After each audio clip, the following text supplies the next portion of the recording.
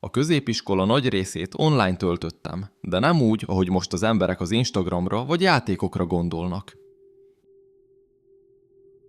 Igazán online voltam, fejhallgatóval, zárt ajtó mögött, csendes házban, éjfél után, olyan helyekre merülve, amiket nem kellett volna megtalálni. Hazaértem, ledobtam a hátizsákom, megettem, ami a pulton maradt, majd bekapcsoltam a laptopomat, mint egy igazi függő. Mire a szüleim ágyban voltak, én már máshol jártam. Valaki más voltam, és olyan dolgokat láttam, amiket egy tinédzsernek nem kellene. Akkoriban az a máshol a 4chan volt. Káosz volt, de érdekes káosz, tudod. Minden fórum más szomszédság volt saját szabályokkal, hangulattal és veszélyességi szinttel. Volt, ami buta, volt, ami vicces, volt, ami kreatív. Mások olyanok voltak, mint egy sikátor, ahol jobb, ha nem időzöl.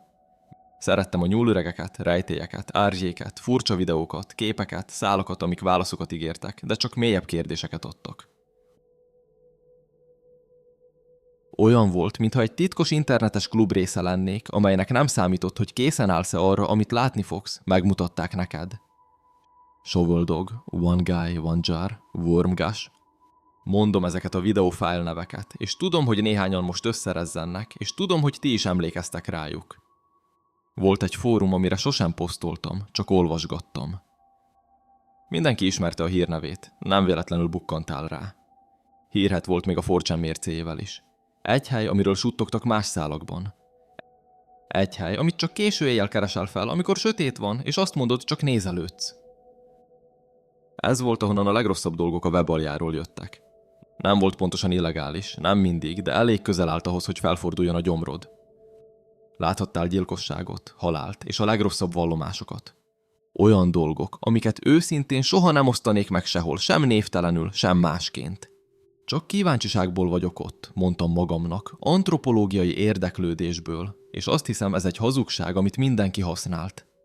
Egy éjjel, miközben átpörgettem a fórumot, láttam egy oda nem illő szálat, amit minden akkori látogató ismer. Ezen a fórumon, amikor valami nem odaillő került fel, mint a többi szál, az feltűnt, a látogatók észrevették, így mind összegyűltünk. A bélyegkép megállított, nem volt sokkoló vagy grafikus, csak egy egyszerű fotó volt. Két lány állt kint, egy iskolai játszótérre, vagy parkra emlékeztető helyen. Mosolyognak a kamerába, hátizsák van rajtuk, hajuk hátrafogva, 5. vagy 6. osztályosok lehetnek, pár évvel fiatalabbak nálam.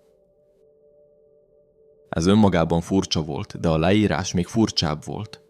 Azt írta, tetszik, amit látsz. Rákattintottam. A képhez csatolt bejegyzés undorító volt, nem pornográf módon, annál rosszabb. Ez egy írásos leírás volt arról, amit a posztoló állítása szerint tenni akart velük. Erőszakos, megalázó, ragadozó fantáziák, amiket önelégült magabiztossággal írt, mintha tapsot akart volna. Ez gyakori volt ezen a fórumon, emberek jelentek meg sokkoló dolgokkal, és álló ovációt akartak a sok keresőktől és a patkányoktól. Szívem összeszorult, miközben olvastam, emlékszem, az ajtóra pillantottam, félig várva, hogy valaki ott áll, és nézi, ahogy olvasom. Mindig így éreztem, amikor valami furcsára bukkantam, ez a homályos bűntudatérzet. A válaszok vegyesek voltak, sokan dühösek voltak, kiabálták, hogy törölje magát. Mondták, hogy beteg, és hogy ez még ezen a fórumon is átlépett egy határt. Mások trollkodtak, kegyetlenségből bátorították. Mondták, a moderátorok alszanak, ideje posztolni a jó dolgokat. Néhány bejegyzés rosszabb volt, nem sok, de elég, hogy megmaradjon a fejemben, és inkább bezárjam a lapot, mint válaszoljak. Voltak, akik dicsérték őt, mondták, hogy folytassa, jobb szavak híján. Folyton mondogattam, hogy ez csak sokkoló csali, valaki bosszantani akar. Ez állandóan megtörtént, szó szerint minden nap. Másnap este újra láttam a szálat, ugyanaz a kép, de más cím. Ezúttal több fotó volt, nem sok, de elég, hogy lássam, ez a személy közvetlenül hozzáfér a lányokhoz, különböző szögekből, de ugyanazok a lányok, ugyanaz a kor.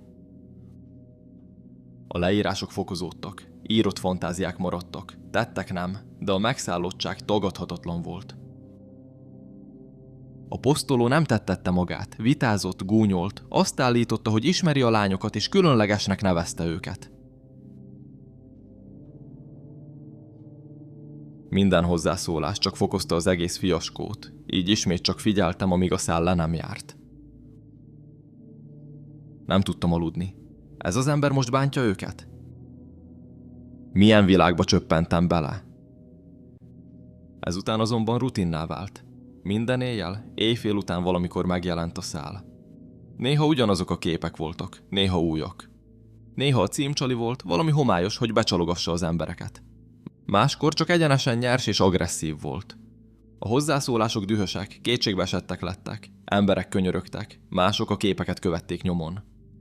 Páran mondták, hogy jelentik, de tudtuk, hogy blöff.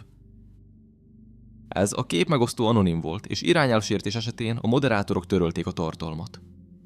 Nem vizsgáltak ilyen dolgokat, csak szőnyeg alá söpörték. A posztolón sosem látszott aggodalom, ez is egy jel volt, hogy teljesen tehetetlenek voltunk. Hetek teltek el, és kevesebb fórumot néztem, nem kattintottam véletlenszerű szálakra, de mindig azt az egyet kerestem. Egy részem remélte, hogy eltűnt, másik részem félt, mit jelentene, ha mégis ott lenne. Amíg az a gusztustalan szál ott volt, nyugodt lehettem, tudva, hogy csak egy álom. A legrosszabb felismerés. Egy éjszaka csendben jött el, miközben a jól ismert fotót néztem, és valami megült a gyomromban. Ez nem valaki volt, aki véletlenszerű képeket osztott meg a Google-ról, ahogy sokan gondoltuk. Ez egy beteg ember volt, aki egy barátja fiókjáról lopott képeket, és úgy tett, mintha ismerni a gyerekeket. Egy hátborzongató trollkodás. Ez azonban valaki volt, aki valóban hozzáfért ezekhez a lányokhoz. A kérdéses kép a kanapén ülő lányokat ábrázolta, háttal, és a kép alján egy kis papírdarab volt, amin ez állt. Szia! Képfórum neve. Nem tűnnek incsiklandónak? Majd egy időpont és dátum következett. Ez a ragadozó bizonyította, hogy valóban a házban van ezekkel a lányokkal, egy időbélyeggel. A szívemben éreztem, hogy egyre közelebb vagyunk a véghez, mintha egy cápát látnánk közeledni. Minden éjjel azon kaptam magam, hogy ellenőrzöm, nem súlyosbodott-e a helyzet, hogy még mindig csak szavak egy képernyőn. De a posztok folytatódtak, és a hangnem provokációból vallomásba váltott. A férfi abba hagyta a színlelést, hogy csak trollkodik, és úgy kezdett beszélni, mint aki már átlépett egy határt a fejében. Aztán elkezdte magát mostohaapának nevezni. Milyen mostohaapa lennék, ha nem készíteném fel megfelelően ezeket a lányokat a női létre? Szerinted még mindig a nevemen szólítanak majd, vagy továbbra is mostohapapának hívnak? A legjobb rész, amikor minden este az ölemben ülnek lefekvés előtt, senki, még az anyjuk sem sejt semmit. Nem tudtam elhinni. Megjegyzések a bizalomról, a kulcsokról, arról, milyen könnyű volt fényképeket készíteni észrevétlenül. Egy éjjel kimondta. A lányok vele élnek, anyjuk mit sem sejt, és a posztolás is az izgalom része. A megosztás, vagy az, hogy idegenek látják, amit ő lát, hatalmasnak, perverznek és nagylelkűnek érezte magát. Ekkor robbant fel a beszélgetés. Az emberek a kivégzését követelték. Az alkalmi kegyetlenség eltűnt. Még a trollok is nyugtalanok lettek. Az emberek nem csak sértegették, könyörögtek neki, hogy hagyja abba, törölje a képeket, kérjen segítséget, távozzon, amíg még lehet. Néhány felhasználó megpróbált érvelni neki, részletezve, milyen rosszul végződne ez minden érintett számára. Ő pedig nevetett, további fenyegetéseket tett, amíg a beszélgetés le nem zárult, majd eltűnt az éjszakára. Ő őket ünneprontóknak nevezte, mondván, nem értik, milyen messzire jutott már.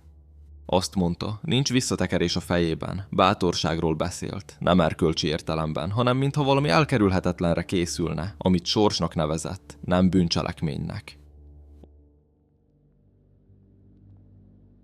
Olyan érzés volt olvasni, mintha egy lőtér mellett állnék. Nehéz volt nyitva tartani a szemem, nehéz volt figyelni is. Emlékszem, hogy egyszer remegtek a kezeim a billentyűzeten. Mindenféle billentyűt lenyomtam, és butának éreztem magam, hogy félek, miközben biztonságban ülök a saját szobámban, de nem tűnt távolinak. Nagyon közelinek és valóságosnak tűnt. Aztán egy éjjel megjelöltek egy kommentben, épp mielőtt a beszélgetés lezárult volna. Sosem írtam abba a rémisztő alak beszélgetésébe, sosem szóltam hozzá. Még állandó felhasználó nevem sem volt, senkinek sem, csak amit a fórum adott, általában véletlenszerű számok, de valaki válaszolt az egyik pánikoló kommentre, és több névtelen azonosítót megjelölt, köztük az enyémet is egyetlen sorral. Ha komolyan meg akarod állítani, menj ide. Ez egy másik beszélgetés linkje volt. Másik fórum, teljesen rejtve a kíváncsi szemek elől, csendesebb, nem voltak sokkoló képek, csalogató címek, csak képernyőképek, időbélyegek, és emberek, akik az apró információkat elemezték. Valaki archiválta a posztokat törlés előtt, más a képtömörítési hibákat hasonlította össze. Egy másik a időzónákról spekulált, hogy mikor indult a beszélgetés, és mikor ment aludni a srác. Még a beszéd és írás stílusát is elemezték az általa írt szavakon keresztül. A beszélgetés közepén volt egy másik link, ami egy chat szobába vezetett. Habozva léptem be. Úgy éreztem, átlépek a megfigyelő szerepből a résztvevőjébe, a vég nélküli görgetésből a felelősségbe. De amikor beléptem, nem volt drámai leleplezés, nem volt manifestum, csak néhány felhasználó név beszélgetett. A szövegek sorai halmozódtak előttem. Eleinte talán 10 voltunk. Egy srác, aki azt állította, hogy informatikai támogatásban dolgozik, és ismeri az alapvető hálózatokat. Egy nő, aki azt mondta, hogy más platformokon végzett moderátori munkát, és érti az alapvető weboldal protokollokat. Valaki bevallotta, hogy nincs technikai képessége, de jól rendszerez, és követi az idővonalakat. Néhány megfigyelő pedig figyelt, mint én. Nem volt vezető, és nem volt főhős. Ez meglepett. Csak egy csoport voltunk, akik belefáradtak abba, hogy nézzék, ahogy az a fickó fenyegeti a gyerekeket. Hétköznapi emberek, mint te és én, akik készek voltak mindent feladni, hogy ezt megállítsák. Volt ideges humor, emberek hülye viccekkel enyhítették a feszültséget. Valaki viccelődött, hogy nem lennénk itt, ha egészséges hobbiaink lennének. Valaki szerint ez a legrosszabb elképzelhető projektcsoport. Bevallom, segített, emberibbé tette, nem apokaliptikussá. Ez növelte morálunkat és bajtársiasságunkat. Ott akartunk lenni. Együtt akartunk dolgozni ezért a közös célért, és a cél kristálytisztán látszott. Azért voltunk ott, hogy azonosítsuk a posztolót, kiderítsük, ki ő, hol van, és átadjuk az infót valakinek, aki közbe tud lépni. Senki sem beszélt bosszúról vagy közvetlen szembeszállásról. A cél egyszerű, megállítani őt. Ehhez derítsük ki a kilétét, és adjuk át a rendőrségnek. Kicsiben kezdtük, követtük a posztidőket, összehasonlítottuk a nyelvi mintákat, figyeltük, hogyan utal a lányokra és kifejezéseinek következetességét. Valaki rámutatott, hogy a fotók mindig beltérben készültek hasonló megvilágítás mellett. Valaki más észrevette egy logót a hátizsákon az egyik képen, és elkezdett különböző üzleti márkákat kutatni. Talán lesz valami helyi, ami segít. Most olyan energikusnak éreztem magam, ami valójában kissé megijesztett. Ez már nem volt morbid kíváncsiság, hanem cél. Olyan helyzetből, ahol tehetetlenül néztem valami szörnyűséget, a csoport részévé váltam, amely hitt, talán naívan, hogy közbe tudunk lépni, és ez a hit mámorító volt. Mindez alatt ott volt ez a nyomás, kérdések a szüleimtől, barátaimtól, a csapat felismerései arról, hogy mi történhet velünk. Ha tévedtünk, időt vesztegetünk. De ha igazunk van, minden perc számít. A harmadik éjszakára mind ugyanazt a komor igazságot láttuk. Nem fogjuk őt feltörni a 4chan-en. Az IP szivárgásról, rossz obszekről vagy metadatáról szóló elméletek összeomlottak a vizsgálatkor. A bejegyzés régiókra ugrott, az időzónák eltolódtak. Ha volt is valódi helyszínszivárgás, az el volt rejtve az obfuszkáció rétegei alatt, vagy rosszabb, az anonimitás pontosan úgy működött, ahogy tervezték. A fórum azt tette, amit mindig is tett, véletlenül védte a szörnyeket. Közben a bejegyzései fokozódtak. Nem részleteiben, most úgy tűnt, élvezte a visszatartást, de magabiztosan. Kevesebb fantázia, több elkerülhetetlenség. Arról, hogy várja a megfelelő pillanatot. Arról, hogy az olyan emberek, mint mi, nem értik, milyen könnyű átlépni azt a határt, ha már a fejedben átlépted. Ha anyjuk nem visz haza pénteken, talán elaltatom őket velem a nappaliban. Mind együtt maradhatunk a takaró alatt, kényelmesen. Talán beteszek egy ijesztő filmet, hogy közel maradjanak és rajtam tartsák a kezüket. Nem is sejtik majd. Éreztük, hogy ketyeg az óra. Az áttörés nem ügyes hekkelésből vagy technikai zsenialitásból jött, hanem kétségbeesésből. Valaki beírta, amit kerültünk. Le kell vennünk őt a 4chanről. Ez volt az. Ha ott nem tudjuk követni, máshova csábítjuk, ahol nyomon követhető.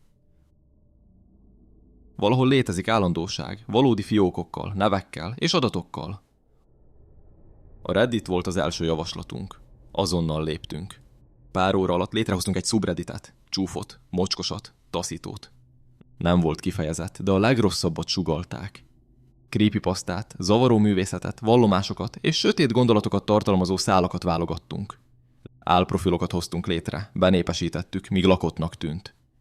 Egy hely, ahol otthon érezheti magát. Még saját készítésű tartalmat is létrehoztunk, ami illeszkedett az ő stílusához. Valami, amitől még inkább otthon érezte magát. Aztán jött a legnehezebb rész, beszélni vele. És valami ostoba okból én jelentkeztem. Visszatértem a szállára, tükröztem a nyelvezetét, dicsértem őszinteségét, mondtam, hogy értem a megosztás és nyíltság izgalmát. Minden szó hamu volt, de begépeltem. Hagytam vezetni. Hagytam, hogy azt higgye, ő irányít. Ó, egy kultúrember. Megkóstoltad már a gyümölcsöt? Megkérdezte, természetesen. Másképp nem is kommentálnék. Jobb kérdés. Hogyan nem kóstoltál még bele? Ilyen csodás almákkal a kosaradban. Tudom, nehéz átlépni és belevetni magam. De hamarosan ennyit mondhatok. Így ment ez 20 percen keresztül, és végig hány ingerem volt. Amikor megemlítettem a subredditet, ajándékként kereteztem. Kevesebb zaj, kevesebb ítélkezés, emberek, akik valóban értik.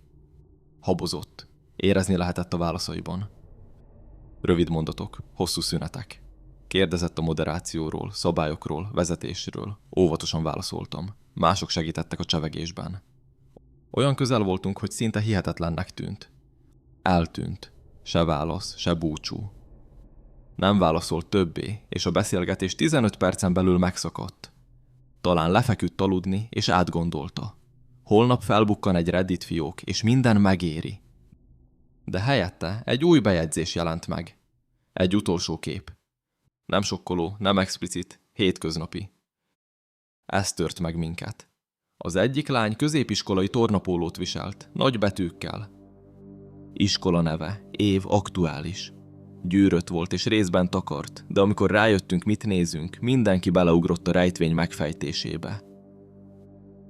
A chat szoba csendes volt, majd üzenetek robbantak ki, mind nagybetűkkel és felkiáltó jelekkel. Teljesen kiakadtunk, haver. Nem is tudom rendesen kifejezni. Ez volt a repedés. Megfogtuk őt. Nagyítottunk, vágtunk, javítottunk, ellenőriztünk. 1 órán belül valaki megnyitotta az iskola honlapját. Névsorok, fotók, hírek. Nem tartott sokáig. A lányok mosolyogtak a csoportképen, fiatalabbnak tűntek, mint azon az átkozott fórumon. Ezután a családokra bukkantunk. Nagyon furcsának tűnt. Betolakodó, szinte veszélyes. Senki sem akart az a perverz lenni, aki az internetről származó vádakkal keresi meg a szülőket, így nem tettük. Ehelyett mindent dokumentáltunk. Képernyőképek, archivált szálak, idővonalak, kommentárok, amelyek magyarázták a mintát, az eszkalációt, a hozzáférési állításokat. Úgy írtunk, mintha ügyet építenénk, mert valahogy tényleg ezt tettük. Világos és klinikai, lehetetlen félreérteni. Aztán valaki felhívta az iskolát. Nem névtelenül, nyugodtan és óvatosan. Elmondtuk, mink van, mitől félünk, miért sürgős. Nem tudtuk a posztoló kilétét, de ismertük a lányok nevét, és reméltük, hogy innen vissza tudják követni. Egy admin kérte az anyagokat. Az iskolai e-mailre küldtük a portfóliót. Ezután minden felgyorsult. Az iskola kapcsolatba lépett az anyával. Az anya értesítette a rendőrséget, akik már cselekedhettek. A férfi, a barátja tényleg ott lakott, ahogy állította. Másnap elvitték a munkahelyéről, vádat emeltek, letartóztatták. A szál soha nem tért vissza. Sem kiáltvány, sem megtorlás. Csak csend. Teljes üresség, ahol egy potenciális pedofil létezett. Hetek múlva egyikünk talált egy hírt a letartóztatásról. Nem volt közel egyikünkhöz sem, de megszereztük a keresztnevét és a rendőrségi fotóját. Megtaláltuk a fickót. Tudod? Hátradőltem, szívem hevesen vert, és váratlan érzés fogott el. Megkönnyebbülés. Elégedettség. Én csináltam ezt. ami beteges kíváncsiságként indult, amibe késő éjszakai böngészés közben botlottam, valós következménnyel zárult. Valódi védelem. Bizonyíték, hogy az internet legsötétebb sarkaiban is dönthetnek úgy az emberek, hogy változást hoznak. Ez még a Don't Mess with Cats című dokumentumfilmek előtt volt, amiben szintén furcsán érintett voltam. Ez még azelőtt volt, hogy az önbíráskodás tartalom lett. Mielőtt bárki tapsolt volna a képernyőnek, nem voltunk hősök. Csak embereknek éreztük magunkat. És néha azt hiszem, ez minden, amire szükség van.